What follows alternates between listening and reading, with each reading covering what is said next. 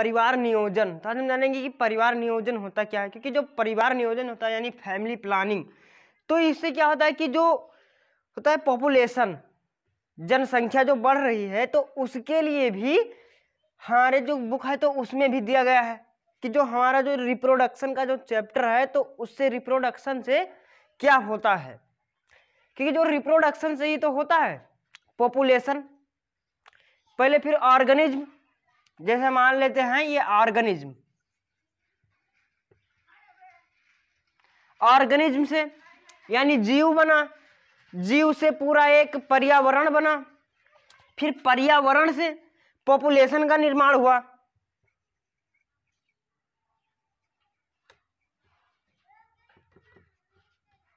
Population यानी जनसंख्या,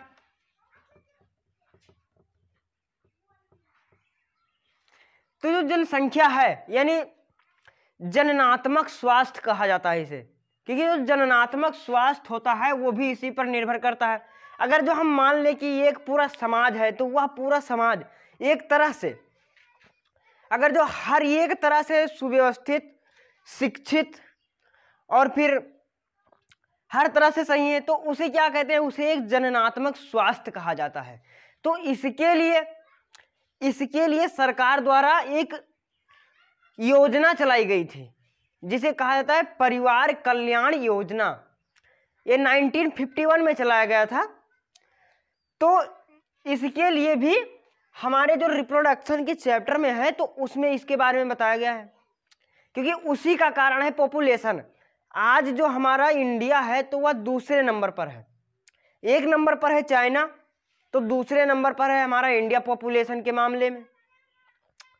ऐसा माना जाता है कि हर वर्ष यानी हर एक साल में 1.5 करोड़ जनसंख्या बढ़ती है, और यही से होता है लिंगानुपात, क्योंकि जो लिंगानुपात होता है वह पॉपुलेशन पर ही डिपेंड होता है।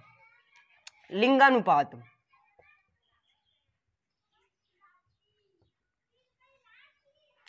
लिंगानुपात वो होता है अगर जो हम मान ले प्रति 1000 पुरुष में कितने स्त्री हैं।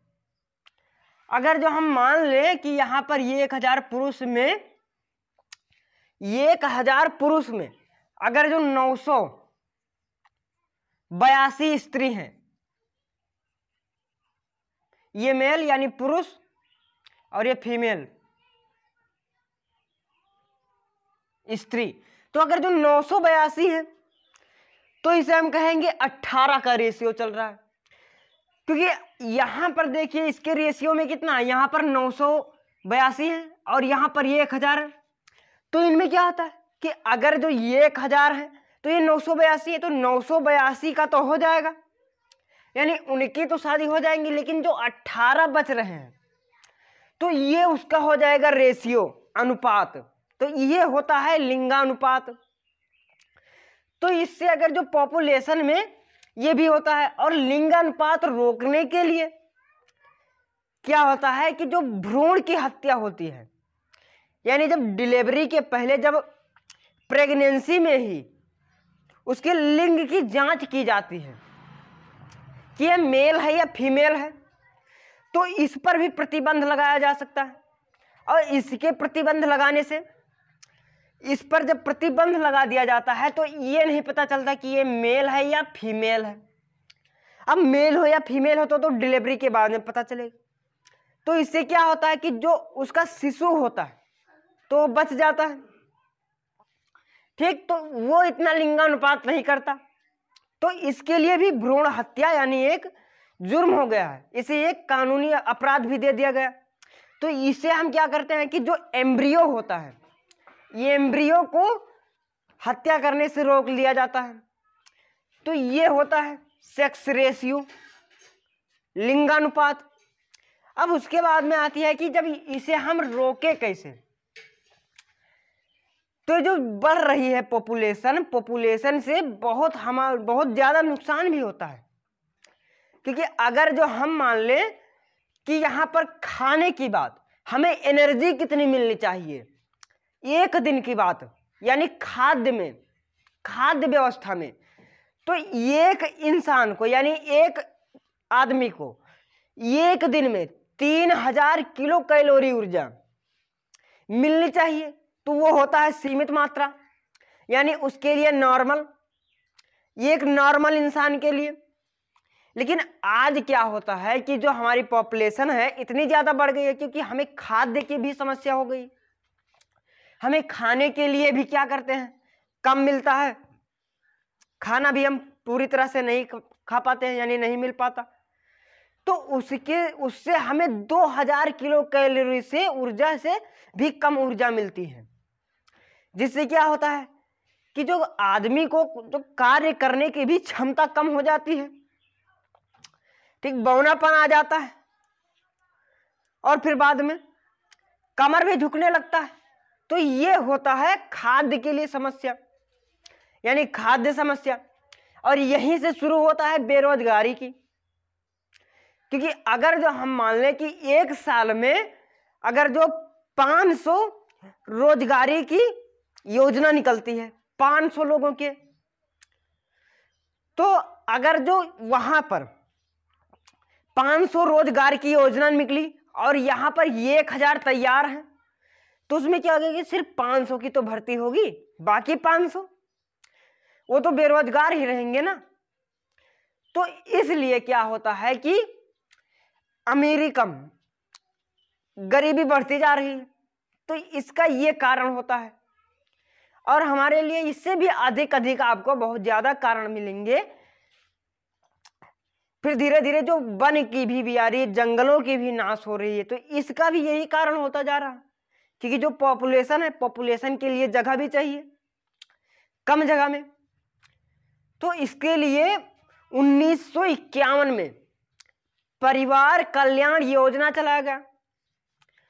तो उसके लिए आपको बहुत सारे नारे मिलेंगे, बच्चे दो ही अच्छे, छोटा परिवार सुखी परिवार। तो ये हुआ उसका नारा, यानी उसके लिए जो आवाज लगाई गई। उसके बाद में आता है कि इसको कम कैसे करें, यानी कंट्रोल कैसे करें, यानी जो पॉपुलेशन है, तो इस बढ़ती पॉपुलेशन को कंट्रोल कैसे करें। ये तो पॉपुलेशन बढ़ गई, तो इससे जो यातायात में हमारे जाने आने के लिए सुविधा होती है, तो वह भी कम हो जाती है। क्योंकि अगर जो हम मान लें कि हमें एक साथ में कहीं जाना है एक बार में, तो हमारे लिए क्या होता है कि हमारे लिए यातायात के साधन भी कम पड़ जाते हैं। ठीक, जिन बच्चों को समझ में ना आ रहा हो कमेंट करें। तो जो हमें यातायात के साधन की भी कमी पड़ी जा रही है, तो इसका भी कारण क्या है, पॉपुलेशन ही है ना। तो इसके पॉपुलेशन से हमें बहुत ज्यादा नुकसान भी हो रहा है।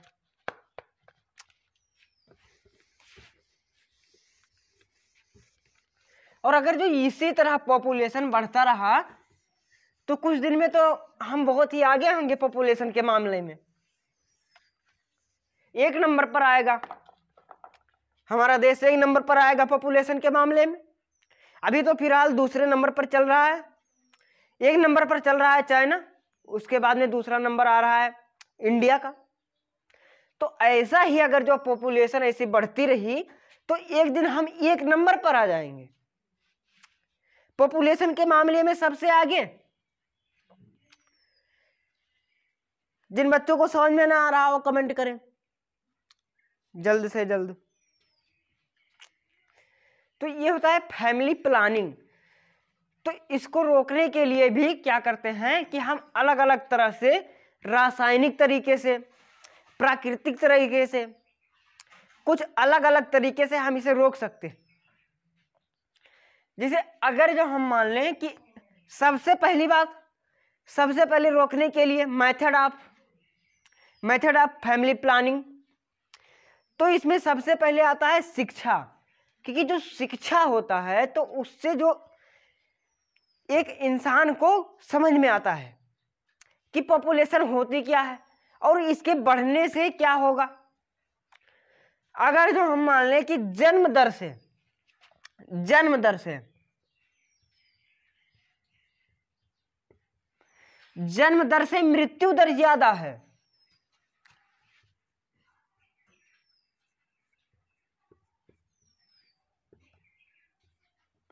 जन्म दर से मृत्यु दर ज्यादा है तो पॉपुलेशन घटेगी, पॉपुलेशन घट जाएगी, यानी जो जनसंख्या है वो घट जाएगी। लेकिन यहां पर अगर जो मृत्यु दर से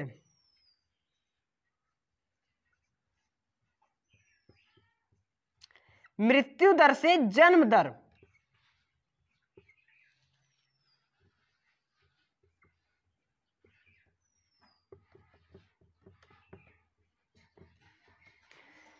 मृत्यु दर से जन्म दर ज्यादा है,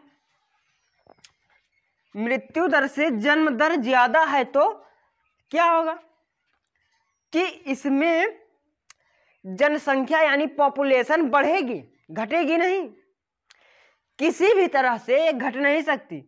क्योंकि जो जितने अगर जो यहाँ पर जब जितने यानी मरने वाले कम है लेकिन जन्म लेने वाले ज्यादा है तो मरेंगे तो उतने ही ना जितने हैं, लेकिन जन्म होने वाले जन्म लेने वाले तो बहुत।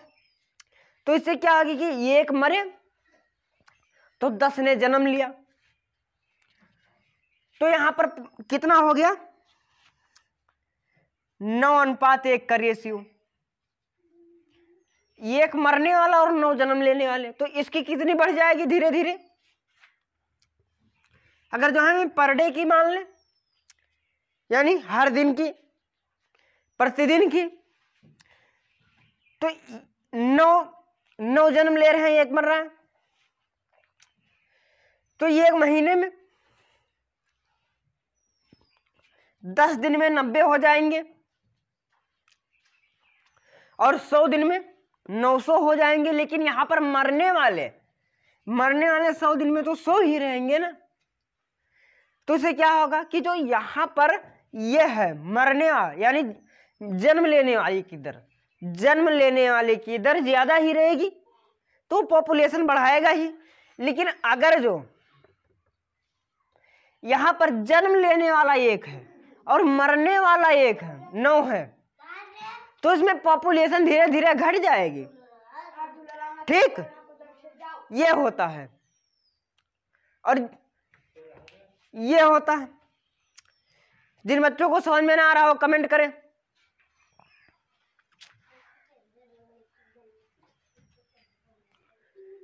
ठीक, तो ये होता है पॉपुलेशन को रोकने के लिए। लेकिन अब इसे हम कुछ केमिकल के तरीके भी से रोक सकते हैं, प्राकृतिक तरीके से, रासायनिक तरीके से। तो इसके लिए क्या होता है कि सबसे पहली बात शिक्षा को बढ़ावा दे, और जो शादी है यानी शादी, तो शादी की उम्र बढ़ा दे, शादी की उम्र बढ़ा दे। जैसे अभी अभी क्या हो रहा था कि जो 18 से ऊपर हो रहा था, लेकिन अभी कुछ बढ़ गया है, 23 तक हो गया है कि 23 साल के बाद में शादी करें। तो इससे भी जो पॉपुलेशन है तो पॉपुलेशन कम होगी, क्योंकि जो उस समय का टाइम होता है यानी उस समय का टाइम जब 18 से नीचे का टाइम, तो इतनी परिपक्व यानी इतनी मैच्योर नहीं होती हैं कि एक शिशु को जन्म दे सके। तो इसलिए उनके टाइम को बढ़ा दिया जाता है। 18 था लेकिन अभी बढ़ गया, फिर 23 हो गया, तो ये हो गया। उसके बाद में अब आता है कि इन्हें हम कुछ और तरीके से रोकें। जैसे बच्चों के जो जन्म दर है यानी जन्म के, जैसे बच्चों के बीच की दूरी बढ़ा दें। जिसे मान लो कि एक बच्चा यानी एक शिशु का जन्म 1 साल हुआ, यानी ये समझ लो 2000 में हुआ, और तब फिर दूसरे बच्चे का टाइम यानी दूसरे शिशु के जन्म के बीच की दूरी, यानी एक शिशु से दूसरे शिशु के जन्म के बीच की दूरी कम से कम 5 से 6 साल होना चाहिए। उन्हीं के बीच की दूरी 5 से 6 साल होना चाहिए। तो इससे क्या होता है कि जो शिशु होता है उसे पूरी तरीके से न्यूट्रिएंट्स मिल जाते हैं, पोषक तत्व मिल जाता है। तो जब उसे पोषक तत्व मिल जाएगा तो वह पूरी तरह से मानसिक तरीके से ठीक और स्वस्थ रहेगा। लेकिन अगर जो हम इन्हीं के बीच की एक बच्चे की जन्म की दूरी यानी एक शिशु के जन्म के बीच की दूरी और दूसरे के बीच की दूरी एक एक कर दे तो एक को तो नहीं मिल पाएगा और वो पूरी तरीके से स्वस्थ नहीं हो पाएगा। तो अगर जो स्वस्थ नहीं रह पाएगा तो मानसिक तरीके से बीमार भी रह सकता है। तो अगर जो मानसिक तरीके से बीमार रहेगा तो उसे तनाव भी होगा और उसे बहुत सारी बीमारियों का भी सामना करना पड़ेगा। तो ये होता है पहला काम। और उसके बाद में अब हम इसे और भी तरीके से, यानी हमें क्या करना है कि हमें जो अंड है, जो ओवम है और स्पर्म है, तो उसको हम फर्टिलाइजेशन से रोक सके। क्योंकि जब फर्टिलाइजेशन नहीं होगा तब तक जाइगोट्स नहीं बनेंगे, फिर क्या होगा, एम्ब्रियो नहीं बनेगा और फिर प्रेगनेंसी नहीं, तो फिर शिशु का जन्म नहीं होगा। तो इसके लिए कुछ केमिकल भी तरीके होते हैं, यानी आर्टिफिशियल मेथड। तो इसमें क्या होता है कि इसमें कुछ अलग अलग तरह से कुछ केमिकल्स की या फिर हार्मोन्स की दवाइयां दी जाती हैं। यानी अगर जो हम बिना दवाई के यानी सेफ पीरियड में लैंगिक संपर्क करते हैं तो उसमें भी कोई अंडाणु यानी ओवम और स्पर्म का निषेचन नहीं होता। और इस सेफ पीरियड होता क्या है कि सेफ पीरियड वो होता है जब ओवम यानी स्राव नहीं होता, यानी मासिक स्राव, आर्थो चक्र उस समय जब ना हो, क्योंकि ये एक निश्चित समय होता है ना इसका मासिक चक्र का। तो उस समय के यानी अगर जो हम उसे देख लें कि इस दिन इतने टाइम के बाद में आता है तो उसके आने के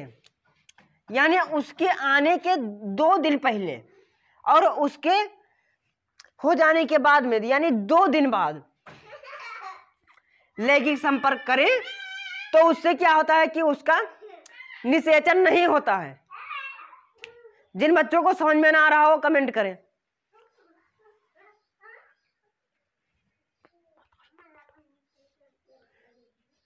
तो जिन बच्चों को समझ में ना आ रहा हो कमेंट करें। लेकिन और भी अगर जो हम यहां पर लैंगिक संपर्क करने से पहले कुछ दवाइयां भी होती हैं, मेडिकल्स यानी मेडिसिन्स, तो उन्हें हम मेडिसिन्स भी पर दे यानी प्रतिदिन देकर, जैसे मालायन, माला डी, सहेली, तो ये क्या है, ये एक मेडिसिन है। तो इन मेडिसिन को हम उन्हें पर डे 1-1 गोली देकर गर्भधारण को यानी रोक सकते हैं, प्रेगनेंसी को रोक सकते हैं। क्योंकि जो मालायन मालाडी होती हैं तो ये गर्भ निरोधक होती हैं, गर्भ निरोधक यानी गर्भ को नहीं होने देती है गर्भधारण। लेकिन अगर जो हम लैंगिक संपर्क करने से पहले गर्भ निरोधक का प्रयोग करें यानी कंडोम लगा के भी लैंगिक संपर्क करके, क्योंकि स्पर्म और ओवम को मिलने नहीं देना है ना, तो जब तक वो नहीं मिलेंगे तब तक फर्टिलाइजेशन नहीं होगा, तो तभी प्रेगनेंसी भी नहीं होगी। तो उसे भी लगाकर हम रोक सकते हैं। लेकिन कुछ ये तो हो गए अस्थायी, यानी इनकी कोई सीमा नहीं है कि ये कब तक है। लेकिन कुछ जो होते हैं तो वो अस्थायी होते हैं, यानी वो हमेशा के लिए हो जाते हैं। अब इसमें भी आता है कॉपर टी। कापर टी या लूप, तो कुछ इस तरह से होता है कापर टी। तो इसे क्या करते हैं, इसे बेजिना में लगाते हैं ताकि ये जो स्पर्म होता है, तो ये स्पर्म जैसे अगर जो हम मान लें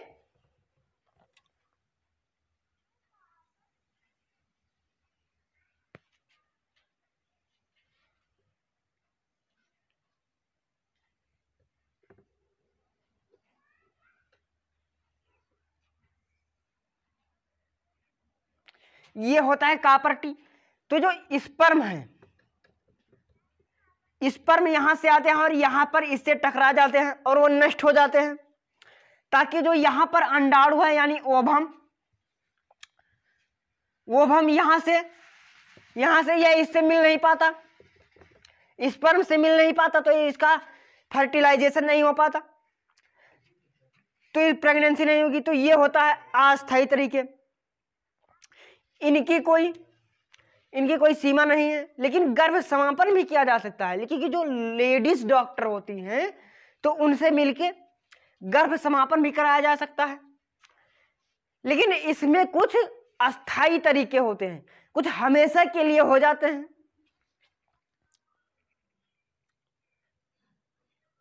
तो इसमें हमेशा के लिए दो तरीके होते हैं, एक नसबंदी और एक होता है नलबंदी, वैसेक्टोमी और ट्यूबेक्टोमी।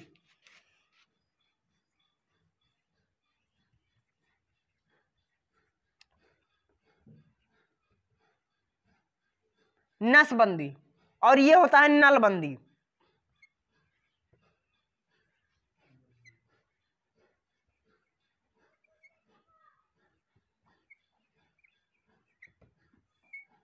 ये होता है नलबंदी। तो जो नलबंदी होता है वो नलबंदी मादा में होता है। ये जो यहां से, इसे हम क्या, आपको मैंने क्या बताया था, फैलोपियन ट्यूब या अंडवाहिनी, ये होता है अंडवाहिनी या फैलोपियन ट्यूब।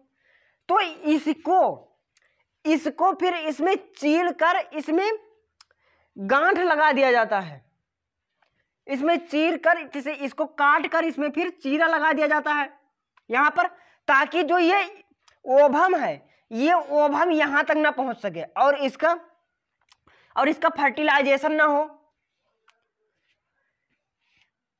यहां पर ये चीरा लगा दिया जाता है, चीरा लगाकर यहां पर एक गांठ लगा दी जाती है, यहां पर भी दोनों तरफ,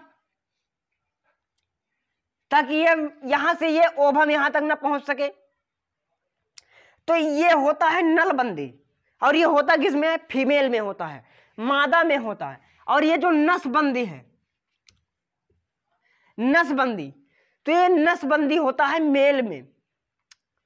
मेल में जो शुक्रवाहिनी है, मैंने क्या बताया था आपको,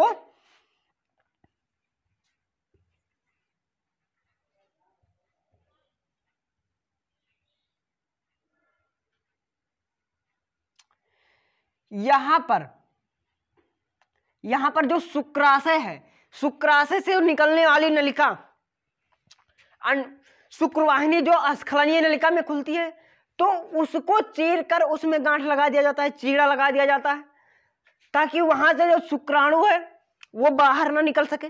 तो ये होता है नसबंदी। जिन बच्चों को समझ में ना आया हो तो कमेंट कर दें, और जो नया हो चैनल पर वो जल्दी से सब्सक्राइब कर दें और वीडियो को लाइक कर दें। जय हिंद।